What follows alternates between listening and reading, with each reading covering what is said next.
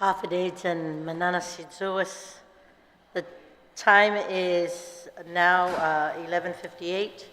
I would like to call this information hearing by the Committee on Regional Affairs and the Guam Buildup back to order.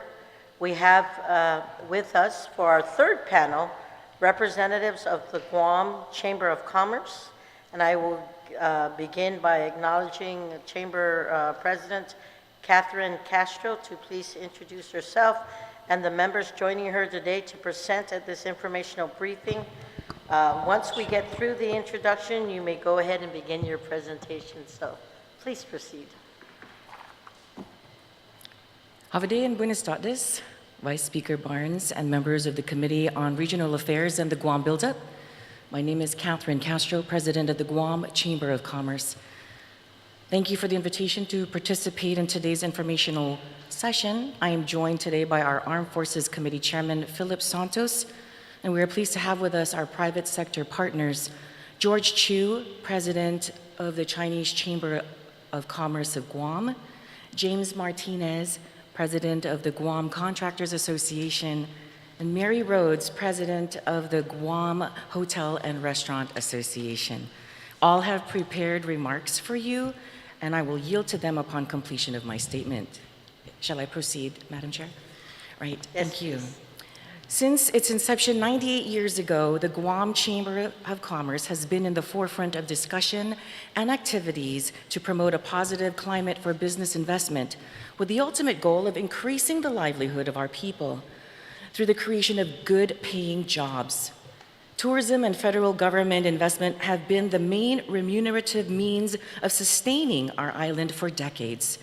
Since the COVID-19 pandemic brought the entire global economy to its knees, devastating lives and livelihoods across the world, Guam's economy, through this extremely challenging few years, was cushioned by the direct result of Department of Defense investment toward the ongoing construction of infrastructure to support the realignment of military forces to Guam and the region, as well as emergency pandemic subsidies from the federal government of the United States. The Chamber has been on record in support of the movement of U.S. Marines to Guam and the buildup of Department of Defense assets since discussions occurred in 2005. Although this has been a long process, we on Guam have seen the benefits of this agreement and partnership over the past several years, with huge financial investments in the millions of dollars to improve our roads, bridges, power, and water infrastructure, a slow but sure buildup of a local skilled labor force, and an increase of millions of dollars in tax revenue to support our local Government of Guam coffers. We are proud to have been working with the Leon Guerrero Tenorio administration and the Guam Economic Development Authority over the past year and a half to identify and grow economic diversification initiatives, which is extremely important to our economic sustainability. To date, however, there is no other alternative economic source identified for creating steady and consistent jobs with higher wages and benefits, which would remain constant long after the construction boom associated with the marine realignment is completed. Overall, the presence of Department of Defense assets in Guam and the region translates to an increase in growth opportunities for our residents to learn new skills to enhance their ability to compete in the job market or create new ideas for products and services that will benefit all who live on Guam. With economic growth, cultural entrepreneurs have better opportunities to prosper and propagate our culture and our history. Almost as important as jobs is the tax revenues associated with economic growth that will support the Government of Guam. We have actually seen this with a surplus of about $68 million in the first quarter of this fiscal year alone. We all are aware that tax dollars are beneficial for the sustainability of our community's health, safety, and education systems, which have always been in need of resources. Continued investment from the Department of Defense will increase these tax revenues. It has been reported that in 2020, Guam received $65.1 million in Section 30 funds. In September 2021, Guam received $76.1 million as a scheduled prepayment of the estimated 2022 Section 30 payments due to Guam. The tax injection in future Section 30 dollars will be an additional benefit to the Government of Guam. All told, the financial expenditure for the relocation of military assets will be over $11 billion.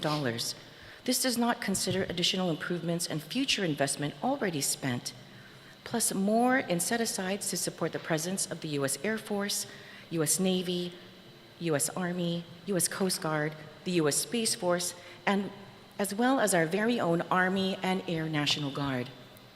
This also does not take into account the growth of new businesses that has come about and is expected to only increase to support the new military landscape as well as the growing needs of our own population. Aside from the large amounts of military spending, the federal government alone contributes an average of $1.7 billion into Guam's economy annually through a variety of means that include social welfare funding, healthcare, public housing assistance, highway projects, airport and port authority projects, public school assistance, and higher education assistance, to name a few. According to the 2021 Guam Economic Report prepared by Dr. Maria Claret Ruane, federal spending on Guam increased to $2.4 billion in 2020 and increased further in 2021 to $4.5 billion. The increase is attributed to the pandemic assistance and support for economic recovery.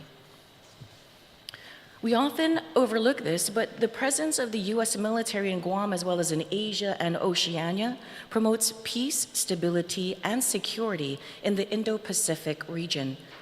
Much of the investment we have seen in Guam in recent years, which include land acquisition, the laying down of new undersea cables, investment in industries such as ship repair and technology, are all related to and sustained by national and regional security. In recent years, no one has been better environmental stewards of our island than the Department of Defense, whose financial investment and sweat equity has invested approximately $61 million to protect our environment, which, in my opinion, has been underestimated and underappreciated. Guam is home to a very large number of military veterans who are in dire need of better facilities and care. The opportunity for greater services to support them and their families could be a reality with the increase in the economies of scale with the presence of military service members and facilities that go hand in hand with the buildup. In closing, the Guam Chamber of Commerce is committed to the expansion and the well-being of the Guam economy. The economic investment tied to the buildup and defense capabilities for Guam and the region will be unprecedented.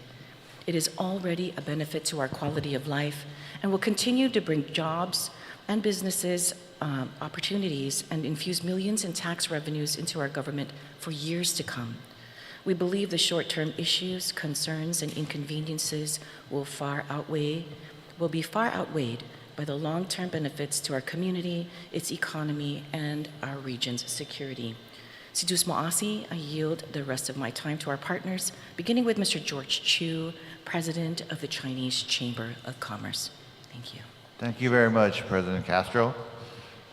Hafaday, Vice Speaker Barnes, and the honorable senators who are members of the Committee on Regional Affairs and Guam Buildup. As Catherine stated, my name is George Chu, and I represent the Chinese Chamber of Commerce of Guam. I'm very excited and pleased, and thank you for the invitation to participate in today's informational session. Having grown up on Guam and I worked as a teenager at Andersen Air Force Base, Naval Station. I basically spent most of my youthful years shuttling between Andersen Air Force Base and Naval Station and NCS. I have seen myself personally what the buildup has done so far in terms of the growth. If you have just taken a drive down NCS, you see the buildup that's going on there, and it's just amazing, and it's beautiful to see. The military holds a very special place in my heart. My brother John was one of the first graduates from the University of Guam ROTC program, and he made the military his career. He dedicated 29 years of his life and retired recently as a full colonel from the U.S. Army. So not only has my father and our family business relied on the military for a number of years, my brother himself has dedicated his career to the United States military. Having said all of that, I represent the Chinese Chamber of Commerce of Guam, and I wanted to show you the true impact that we see from the military buildup. From my experience of having done business with the military during my teenage years to what I see happening today. The businesses that make up part of the Guam Chinese Chamber of Commerce has seen significant increase in growth despite the pandemic. This is something that we should really take a huge note of, okay? Guam has always been considered a tourism-driven economy, and I think sometimes we sell the military short. During this past 2 years where we virtually had no tourism, some of our members have seen growth in their business due to the military. I would give an example. These wholesale companies that are members of our Chinese chamber have reported minimum growth of 10% in sales during this period, pandemic period. In fact, as of April sales of compared to 2021 to compared to 2022, one of our companies has reported a growth of 54%, month-on-month comparison. 54%, yes, that's not a made-up number. Another one of a company that has been, I like to call these indirect benefits, and because they're suppliers. They're not the actual contractors where the U.S. government is awarding billions of dollars of contract to come and build these facilities that you see right now as you're driving along the road up at NCS, so forth, and all the building structures that are going on the military base. So we have another company that's a member of the chamber that has seen a volume increase of 9 times in their amount of business that they're doing in volume in terms of the products that they're supplying, 9 times over the past, since 2019. The 9-time volume translated into 4 times in revenue growth over the same period.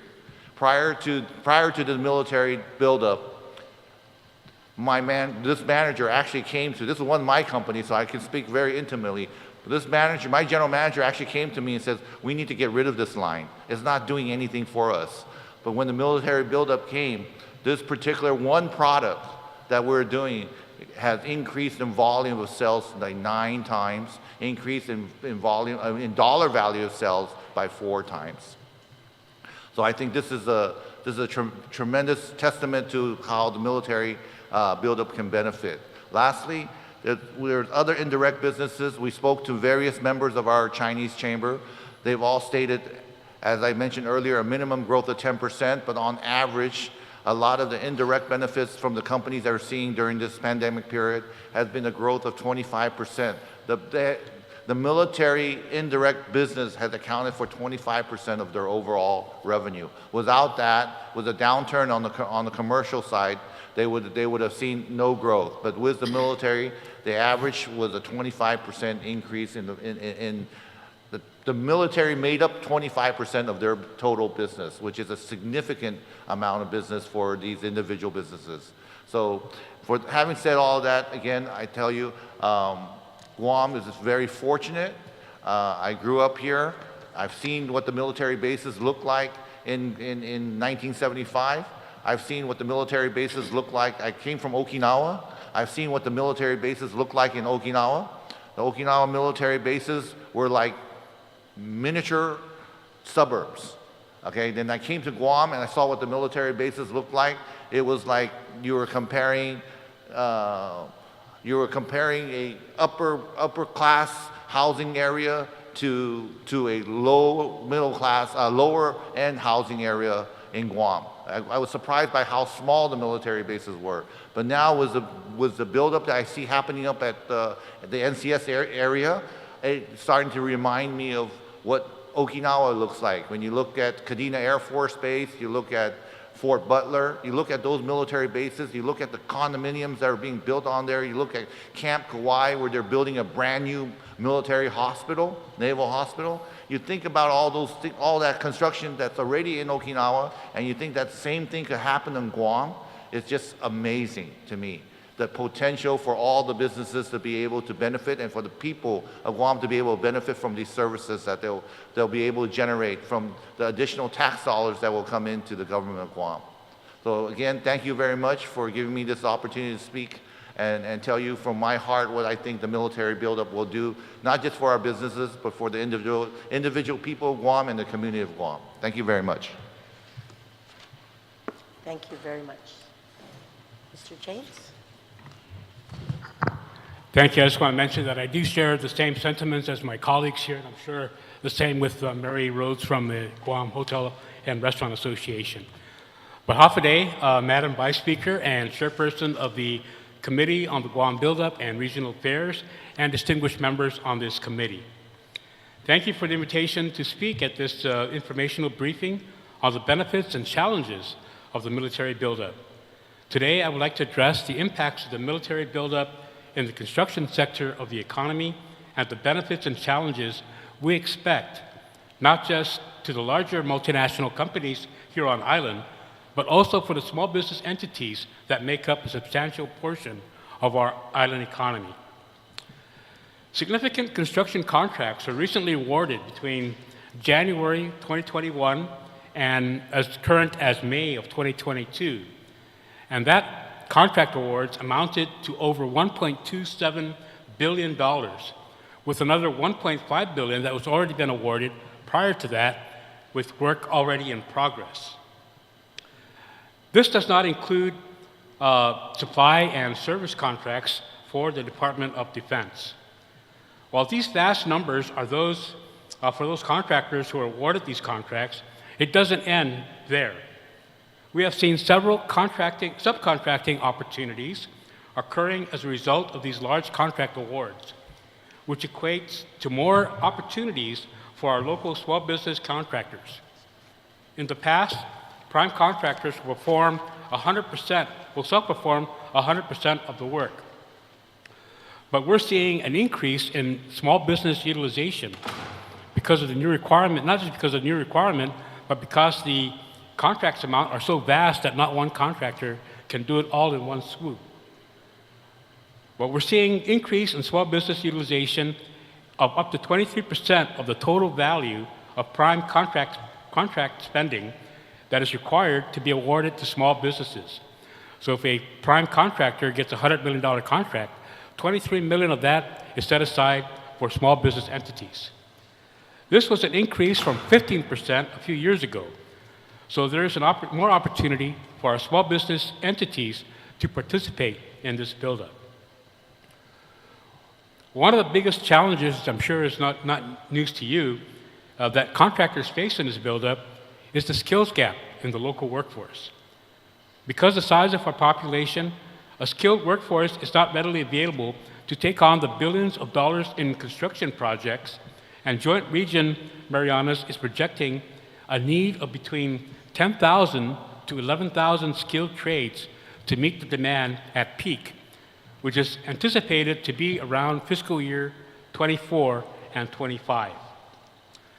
The Alien Labor Processing and Certification Division reported in March of 2022 that there are about 4,000 U.S. construction workers, skilled construction workers, and about 2,600 H-2B foreign workers. The industry anticipates a labor force of an additional 4,000 workers that are needed on top of our current numbers in order to complete these military projects. We've also seen increased enrollment over at our GCA Trades Academy.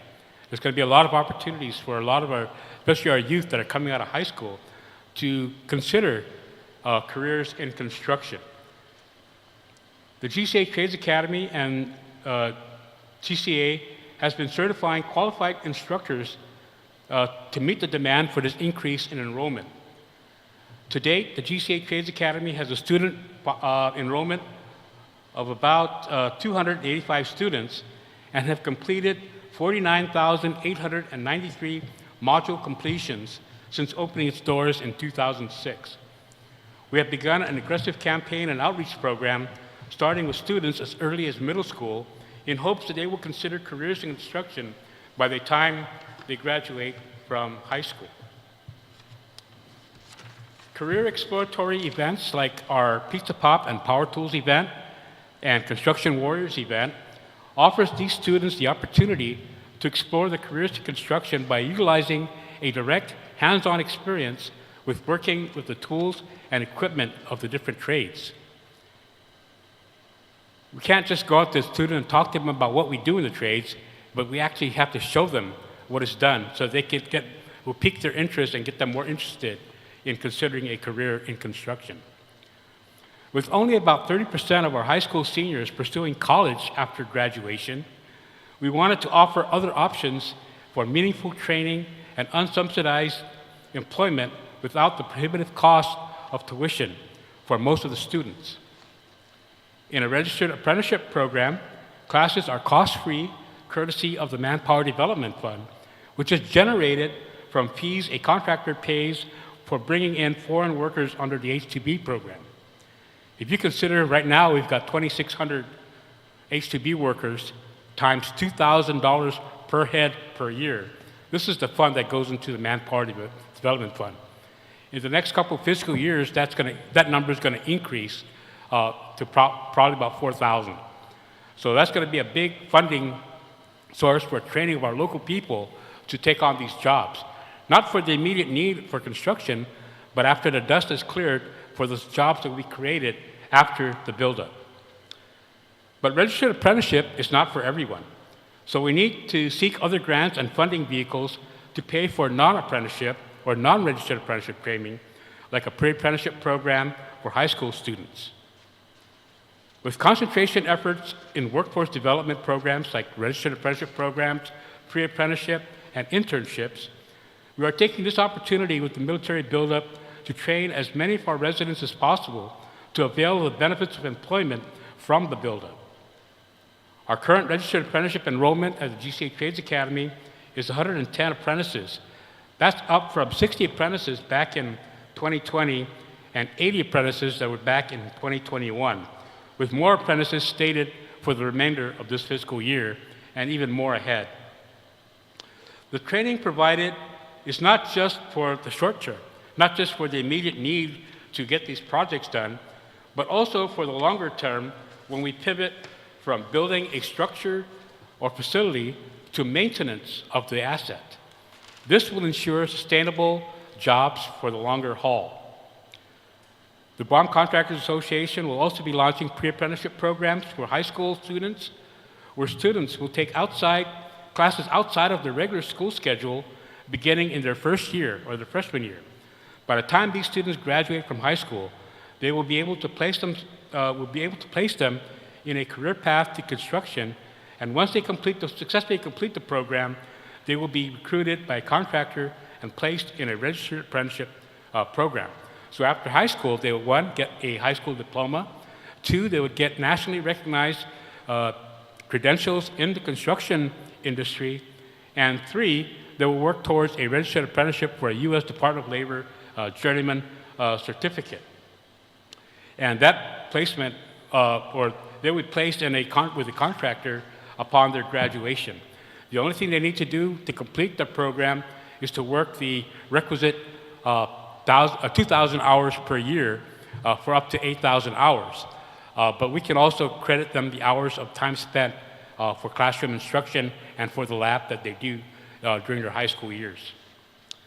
Another successful program that was implemented by the GCA Trades Academy in partnership with the Guam Department of Education was to provide courses for credit recovery for students at risk of not having enough credits to graduate. Since the inception of the program in 2014, the GCA Trades Academy reported that all the students under this program, with the exception of maybe a couple, have successfully completed the program and have earned their high school diplomas. Students that would have otherwise dropped out of high school have stayed on and completed their work toward a high school diploma. A lot of these kids are now working for a contractor and some of our contractor members are making pretty good money and are all enrolled in a registered apprenticeship program, thanks to this program. And this program is going to continue continue on for this summer with the Guam Department of Education. If ever there is a suitable time to train our local workforce, the time is now. And even then, we are still behind the 8 ball of a fully trained workforce. The military construction program has provided this opportunity to provide jobs, not only for the initial construction, but the opportunity for entrepreneurs to branch out and create their own companies for the maintenance work to follow. After the construction dust has settled, the expansion means there are plenty of government jobs that will be available in Guam. Naval Facilities Engineering Command, for instance, alone, have current openings for 100 vacancies in their department in the islands, and expects to advertise more than 100 more of these jobs as the construction work ramps up. Once these facilities are built, we still realize there are more job opportunities in warehousing, retail, and maintenance, just to name a few. So this buildup will actually continue, after the initial buildup. So once all the facilities are built, someone's got to be around to do the maintenance work on these projects. So once again, thank you for the opportunity to provide the insights on the military buildup and how it will benefit the entire island community. Jesus Masi.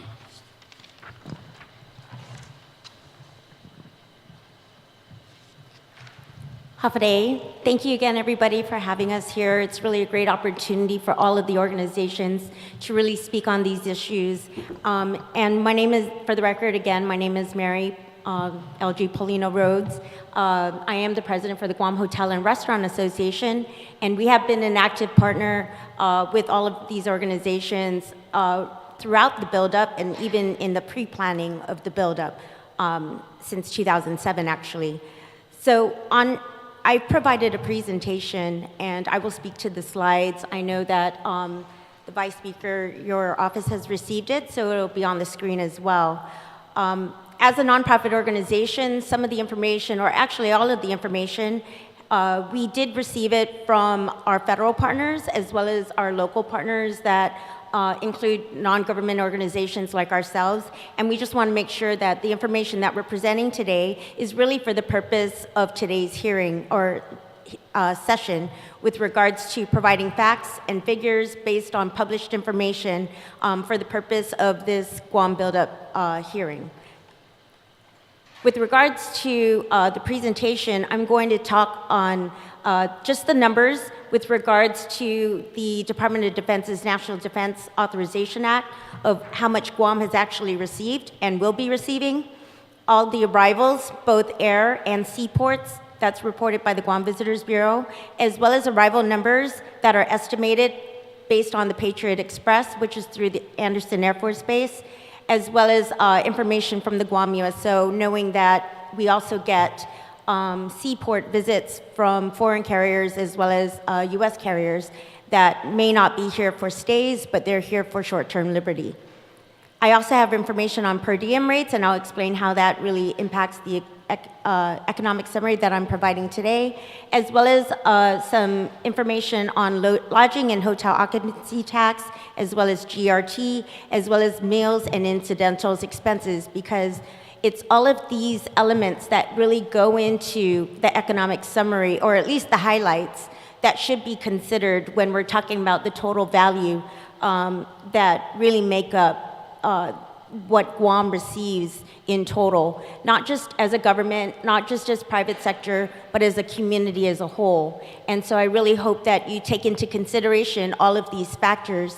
And the information that I'm presenting is probably just part of it, because we don't have a total summary on it, because all of these numbers are reported from various sources.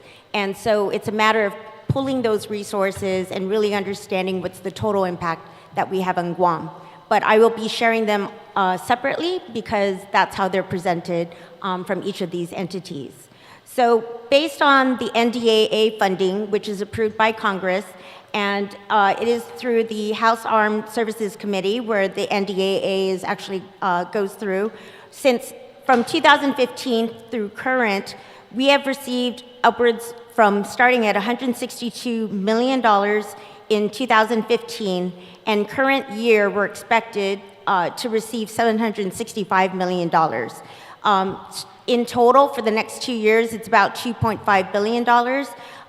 And so you can see just how much Guam has received, knowing that the buildup has taken longer than expected, which is probably, I think we've all agreed in the past, that it's probably good for Guam that it's taken this time, because you know, whether or not we were ready, whether or not we had the infrastructure in place, whether or not, you know, Japan was ready to move forward with the budget, or the Congress was ready to move forward with the record of decision to get the funding through with the military, with Department of Defense. It has taken time, but as you can see, for various reasons, which Mr. Martinez actually explained, especially about our job skills, as well as the reliance on H-2B workers and the number of contractors who have had to come relocate to Guam or even get partners here locally, especially with small businesses. A lot of them have had to ramp up. And so they've all been beneficiaries of these dollar amounts that have come to Guam throughout the years. And this is only the last 7 years, and we have still several more years to go. So this information is also available in GITA's SEEDS 2020 Strategic Development Projects.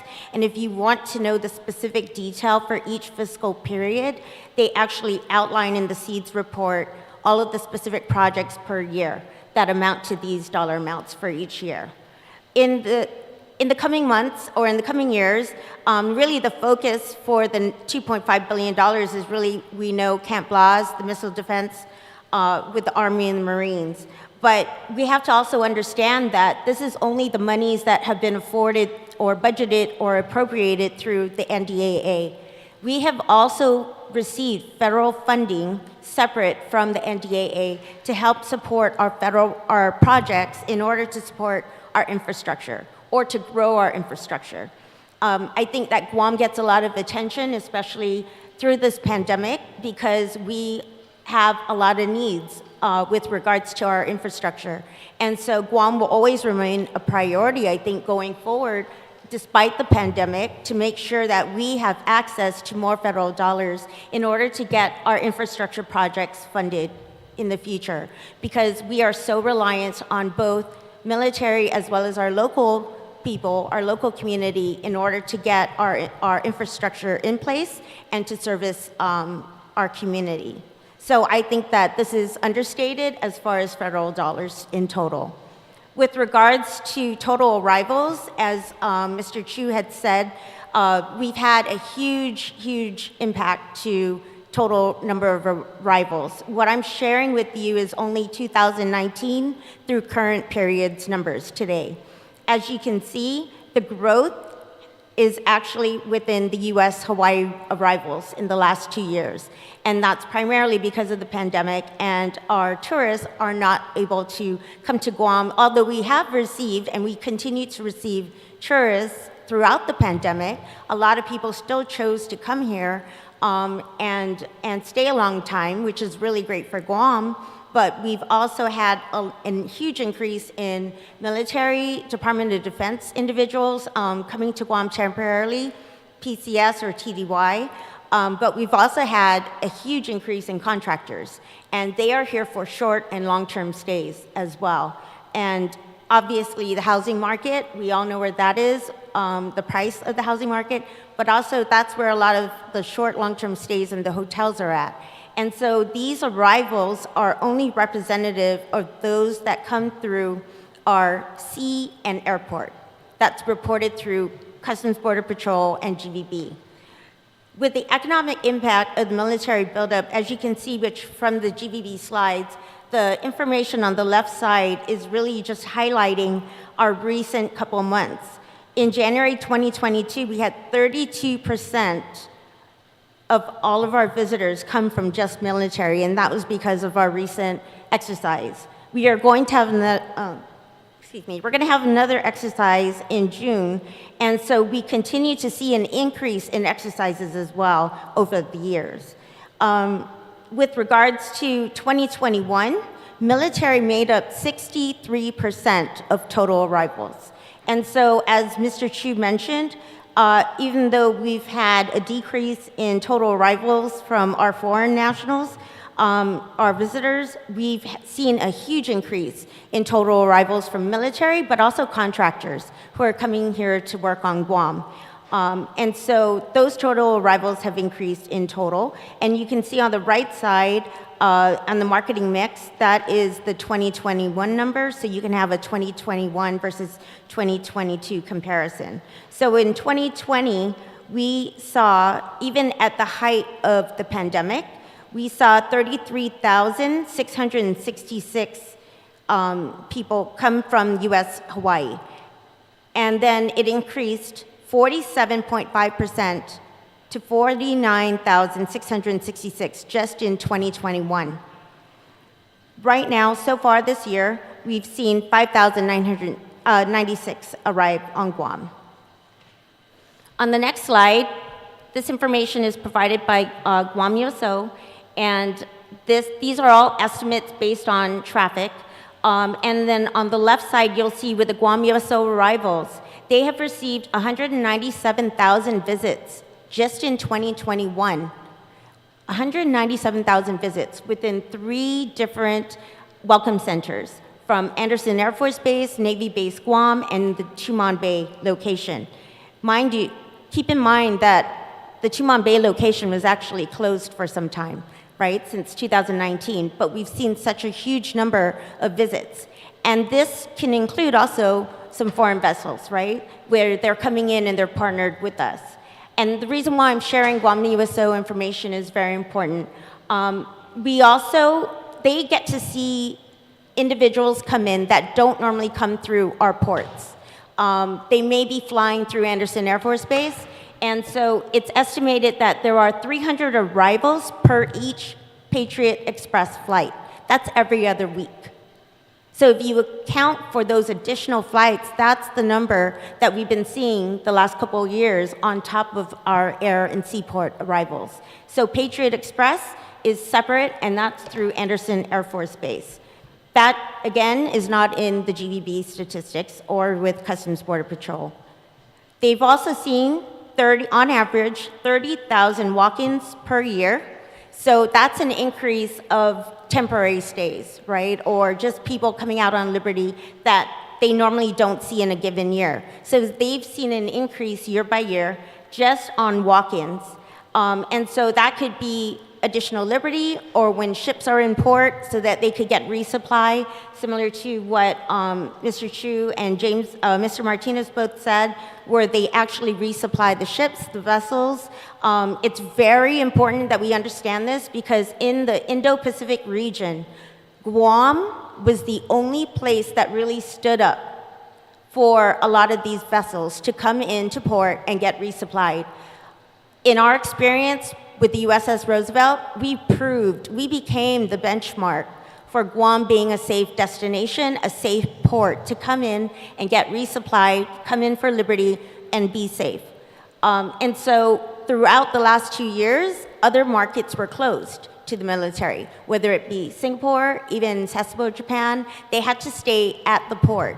There were times where Guam Chamber of Commerce and GHA worked together where they had liberty. We had a couple different projects where they were called Sandbox or Safe Haven, where they actually stayed on base, but businesses were allowed to go onto the pier and provide services while the ships were getting resupplied.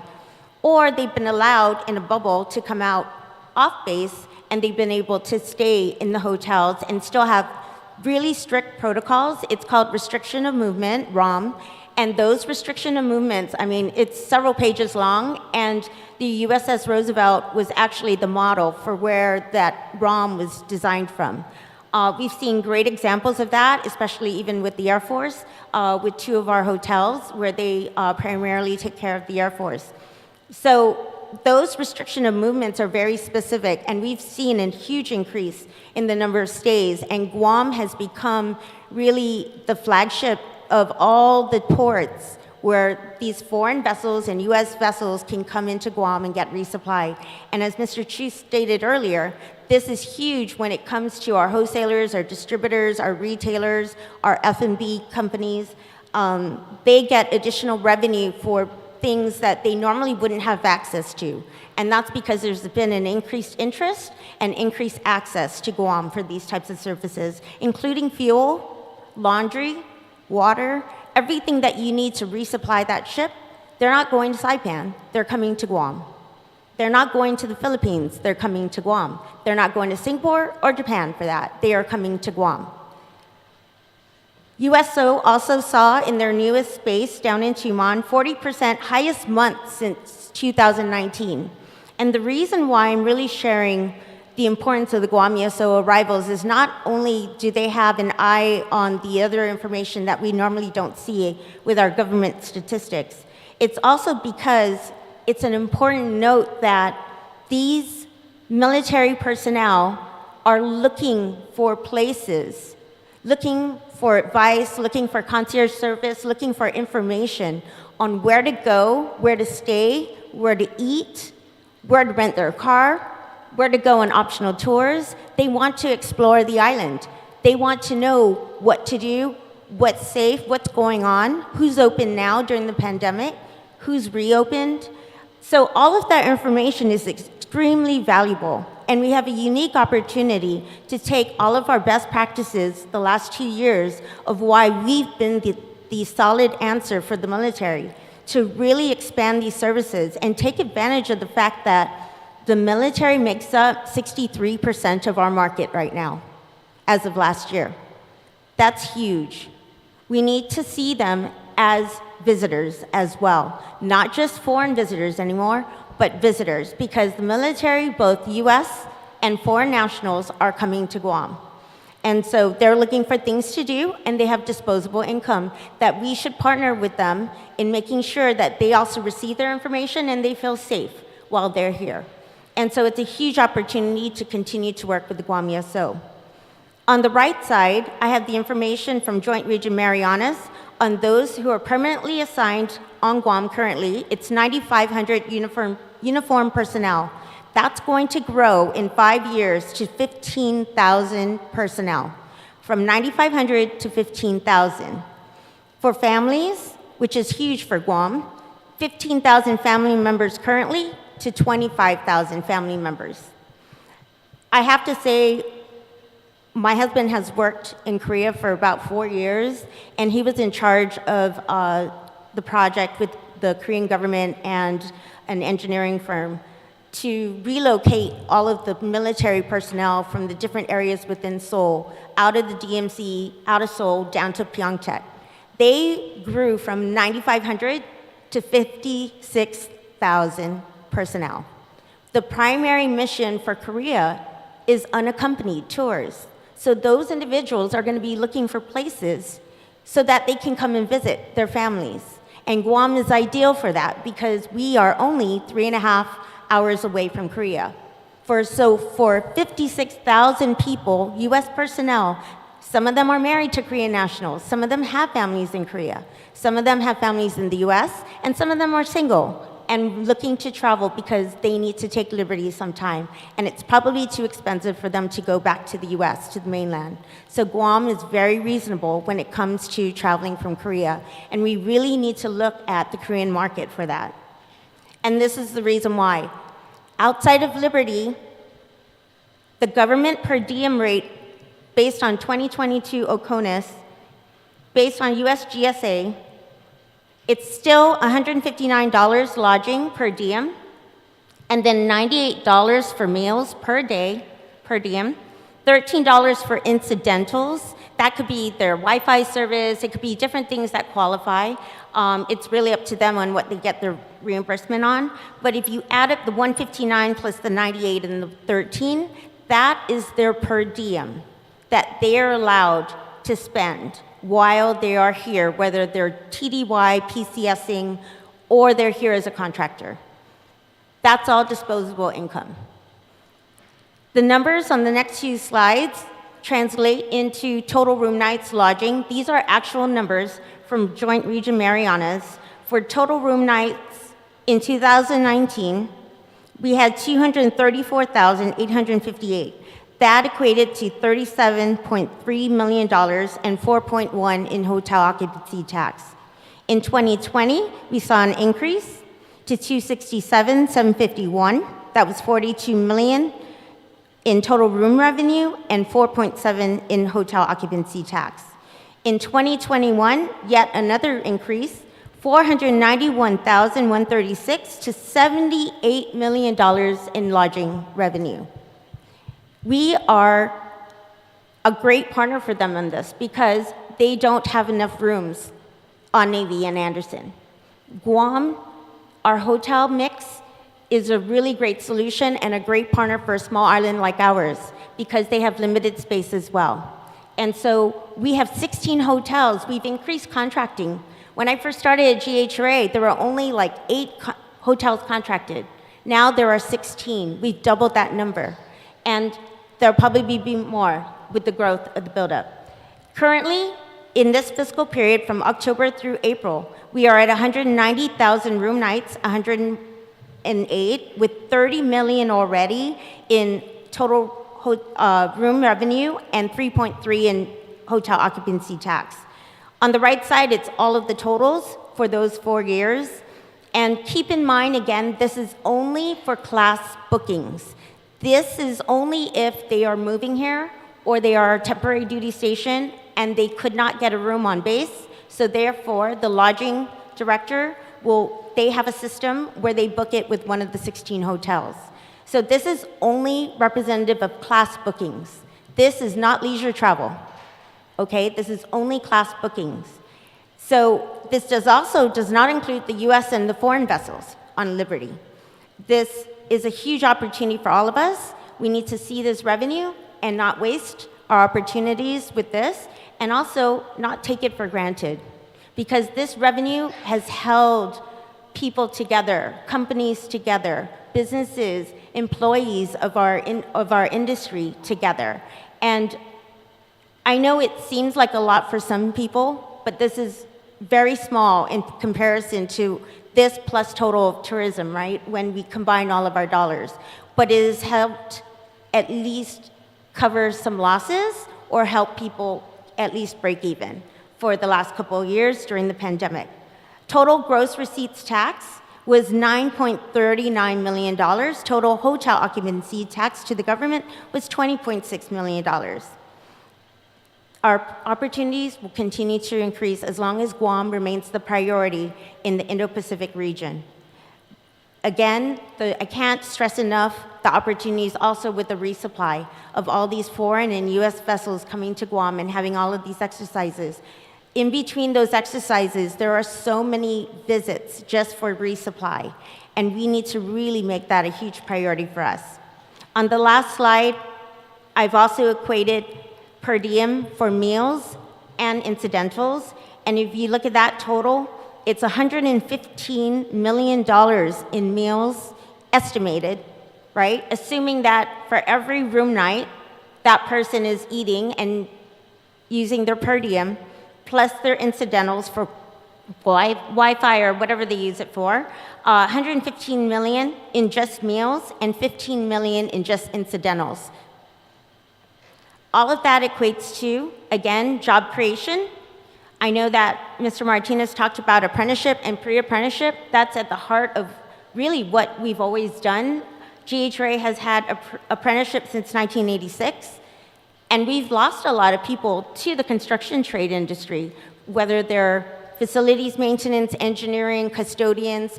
Those are also people who we've had to bring in and also train. So when we lose them and they get to another industry, that's an opportunity for somebody else to get a job skill and to get certified and credentialed and become a registered apprentice. So with GCC, taking on that effort together with us and the Trades Academy, those all equate to additional jobs in the hospitality and the construction trades. We also have pre-apprenticeship, which Mr. Martinez referred to, where we need to start younger.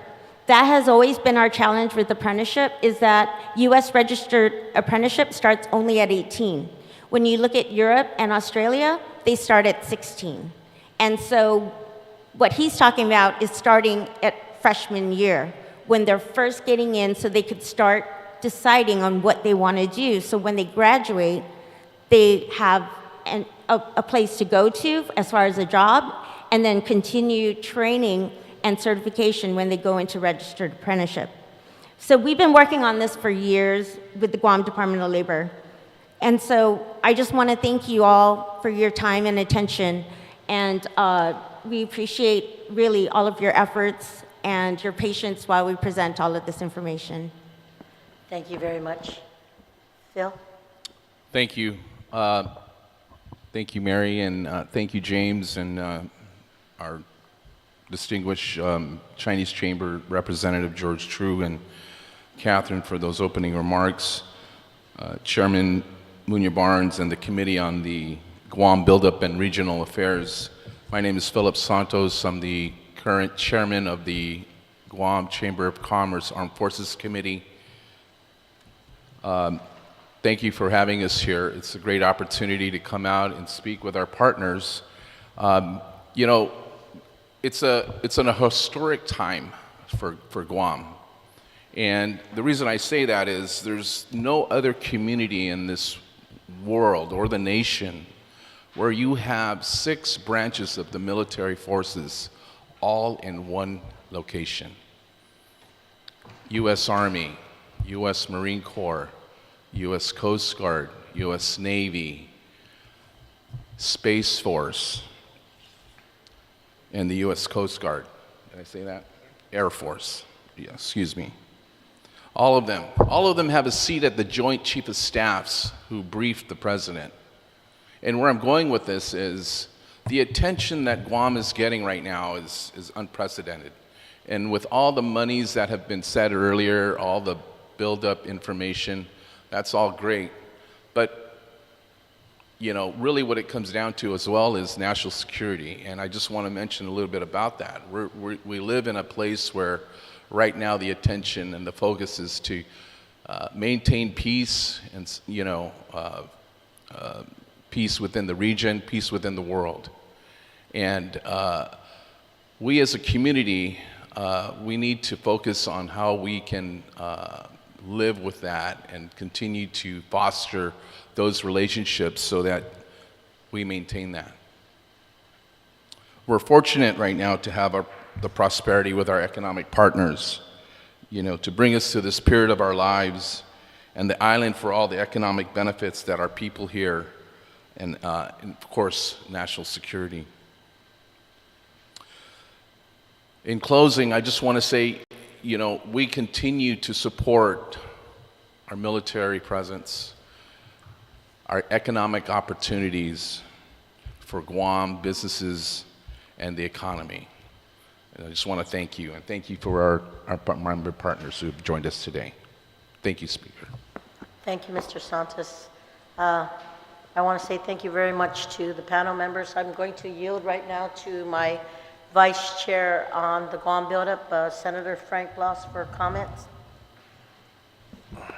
Thank you, Madam Chair, and thank you very much to the panel. Very informative, and I appreciate the information. You know, there are a couple of questions, and maybe we'll get to those questions later on.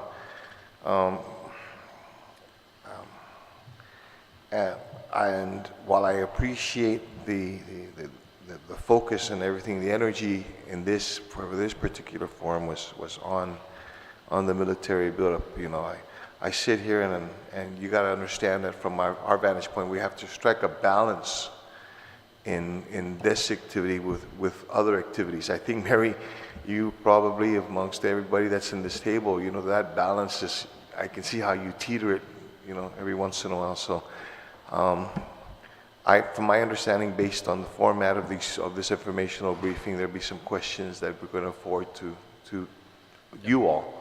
So hopefully you can expand on that. So thank you very much, though, for taking the time and being able to brief us. Question, though, Madam Chair. Mary, very good in as far as the PowerPoint presentation. Did we get a copy of that? Most definitely, and it's uploaded on the drive, and if you don't, we'll make sure that our staff gets you a copy, because this is very information, very good information that we can have, especially as we work on the upcoming budget. Because James and Kathy, I got you, we got your, okay?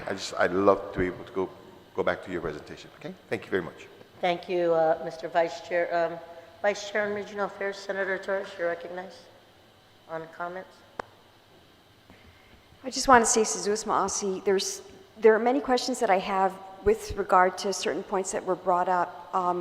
A lot of the concerns that I have is the spillover into the community and that balance between the extreme fortune of some, but not others. And for example, supply versus service industries are where one is flourishing is the other one left in the dark. And I'm happy that we also have recognition of the state of our graduates and how only 30% of them actually go on to further education. So how do you fill that gap and allow them to be self-sufficient and prosperous, and also contribute to the community in the long run? So there's a lot of that I'm very interested in. But thank you, Mary, for also dissecting things and giving us a perspective of the other.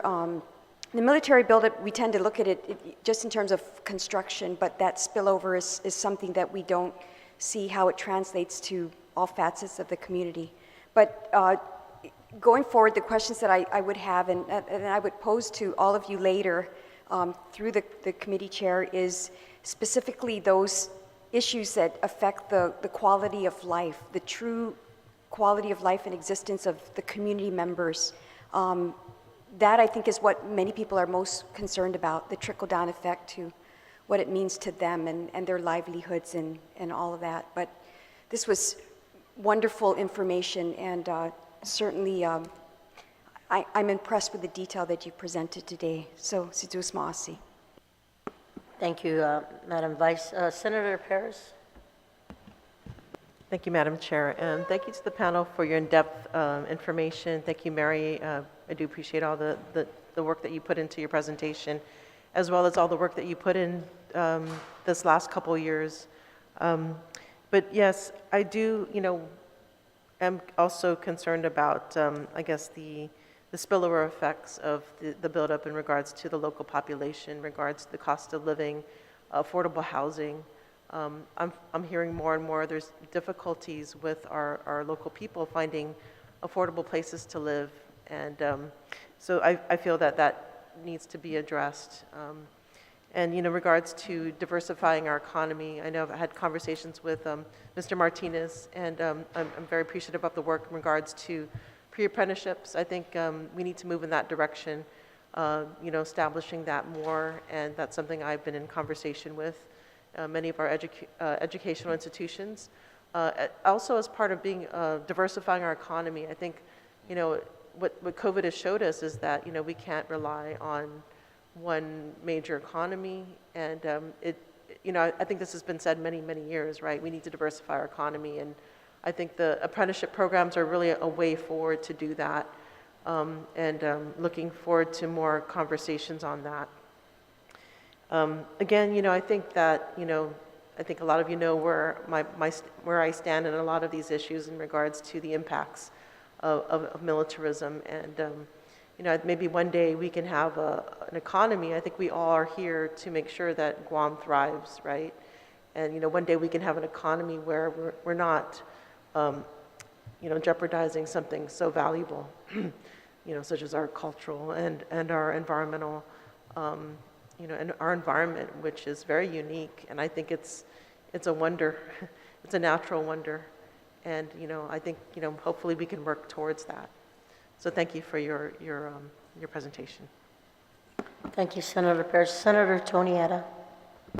Thank you, Madam Chair. I'd just like to thank the panel for being here and presenting the, Mary, I think you hit it right on the spot there with doing what we can to ensure that these hotels and restaurants continue to operate and stay open, and doing what we can, because we can have as many visitors as we want, or as many visiting ships that we want, but if our hotels and restaurants are not able to accommodate or be able to open and entertain or even feed these folks as they come off, then they're not going to want to come out of the base, and they're going to stay on the base and not do anything to engage locally. So I'm glad that the Hotel and Restaurant Association continues to do that, and I hope that the government agencies, the entities, allows the hotels to do what they need to do, restaurants to do what they need to do, because they already have the protocols in place. All they need to do is just say, are you guys okay? Everything okay? Let's just have this back and forth conversation, right, with the hotels and restaurants.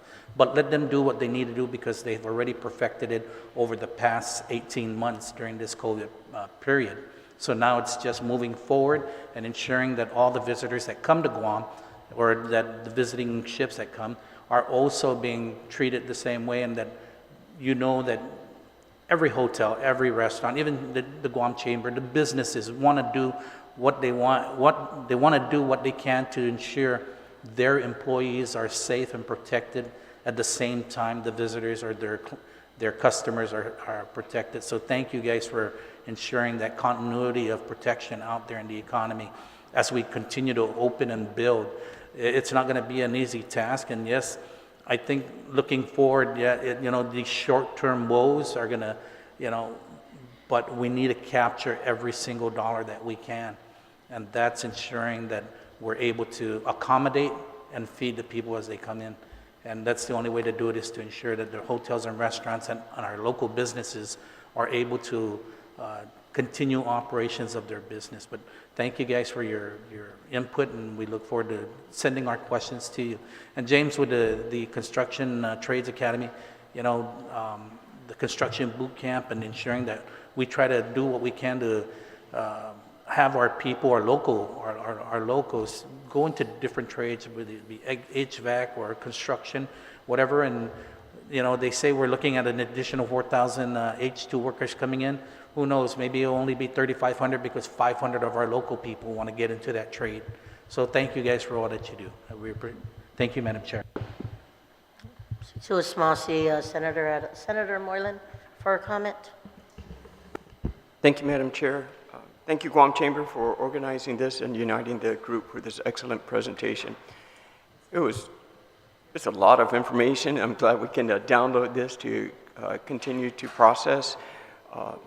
The ideas presented or the facts presented are very helpful, as we can see how the general fund is greatly affected in several different ways. And the future of our island continuing to build with the continuous maintenance and the continuous building of the industry, and how we can branch into even more businesses and entrepreneurship for the islands. So that's wonderful, and the continued training happening. And Mr. Sanchez there, thank you for your continuous support and giving the voice of the people to the Armed Forces Committee, and taking our request to DC.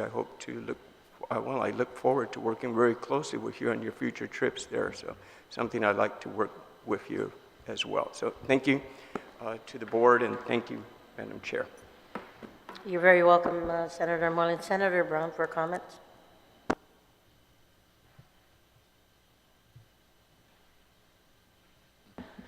I appreciate the presentation. I'm going to protest again, because I'm very dissatisfied with the lack of engagement that I think would be far more productive.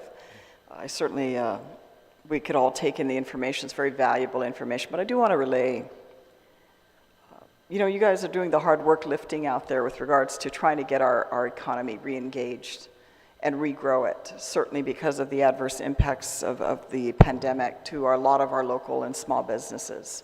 And I just want you to note to be mindful, and an area definitely I want to see more engagement, and what I've seen the lack of engagement of the Chamber is on the growth of government. The continued growth this current legislature is very rolling out the red carpet for.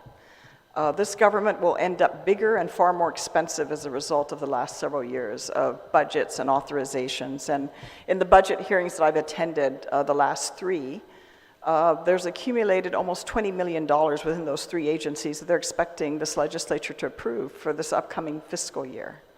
So just to give you an idea of the disconnection, which I think is something that I definitely want to see more direct presence, engagement, and involvement by the business community, because that's where the decisions get made and you're not here for that. We definitely recognize, I am come from a military family, I recognize the major contribution the military makes to our economy. Certainly the federal money that we've received has helped us get through this challenging time. But the government of Guam is coming out bigger and more expensive. And that's the challenge that I'm concerned about. And that's the challenge that a majority of members of this legislature seem to support.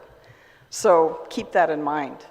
But again, I appreciate the information and the heavy lifting, the hard work to get through the challenges over the last several years and try to keep things afloat, especially in industry. Certainly, Mary, for the work that you do, hits severely. And I just don't sometimes gauge in my feeling here that it's really felt on this side of the aisle, the direct impacts and the challenges that our people are actually and have gone through. And I also appreciate the work that's being done with regards to the training programs being provided, because it does really make a big difference. And you're right, not everybody needs a college degree or wants one or will be as productive with one. And certainly the work that's being done by the Trades Academy is critical. How can we get more presence out there also to encourage more of our young people, because we want them to be here to be productive and contributing back to our community. That to me is very basic values that we seem to be overlooking during these challenging times. And I think we need more of that. And we definitely need to hear more of your voices with regards to those issues. But thank you again. Appreciate the information you provided to us this afternoon. I want to say on Dunklin and Masi, President Castro, Chairman Santos, I know President Chu here earlier, President Martinez and President Rhodes. Again, I will be compiling any questions my colleagues may have, and we hope that if there are any questions, we can indulge your time and expertise to provide some clarification. And I want to say on Dunklin and Masi for your time and collaboration. It is now after 1, it's 1:02 in the afternoon. I will take a moment's recess just to get ready for the last and fourth panel. Si Jules on Bini DCM Zatoris, Sanamasi.